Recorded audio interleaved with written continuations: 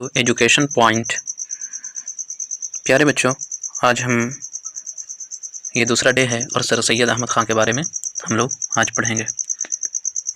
इसमें हम आपको पहले सबक पढ़ाएंगे, आप अच्छे से सुनेंगे। जहाँ पे सख्त अल्फाज आएंगे, मुश्किल वर्ड आएंगे, उसका हम सहल आसान करके बताएंगे। फिर उसके बाद सवाल जवाब हल करवाएंगे, फिर मारूज़ी सवालात हल करवाएंगे, फिर एग्ज़ाम में लिखने के लिए क्या आएगा वो बताएंगे। तो चलिए बने रहिए, पहले सबक देख लेते हैं। सर सैयद अहमद ख़ान। देखिए, सैयद अहमद ख़ान दिल्ली में पैदा हुए। सैयद अहमद ने अपने ज़माने के अहले कमाल से फैज़ हासिल किया। 1839 ईस्वी में उन्होंने अंग्रेज़ी सरकार की मुलाज़मत इख्तियार की। मुलाज़मत माने नौकरी, और मुख्तलिफ़ मकामात पर काम किया।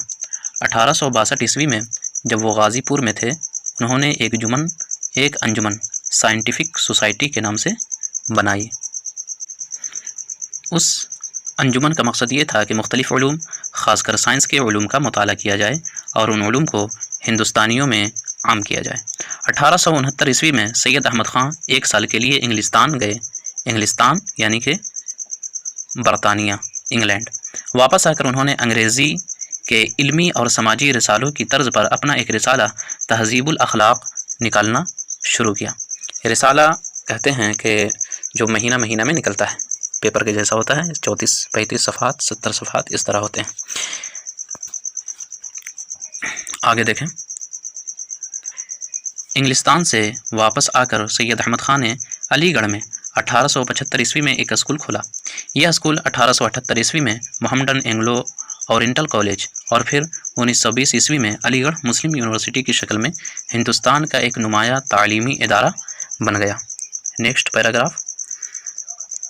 1878 ईस्वी में सैयद अहमद ख़ान को सर का खिताब मिला, इसलिए लोग उन्हें सर सैयद के नाम से जानते हैं।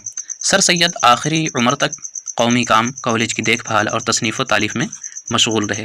उनकी मुतअद्दिद तसानीफ़ यानी अनगिनत तसानीफ़, ठीक है, बहुत ज़्यादा, यानी जो किताबें उन्होंने लिखी हैं उसमें आसारुस सनादीद, असबाब बगावत हिंद और सरकशिए ज़िला बिजनौर ख़ास तौर पर अहमियत रखती है।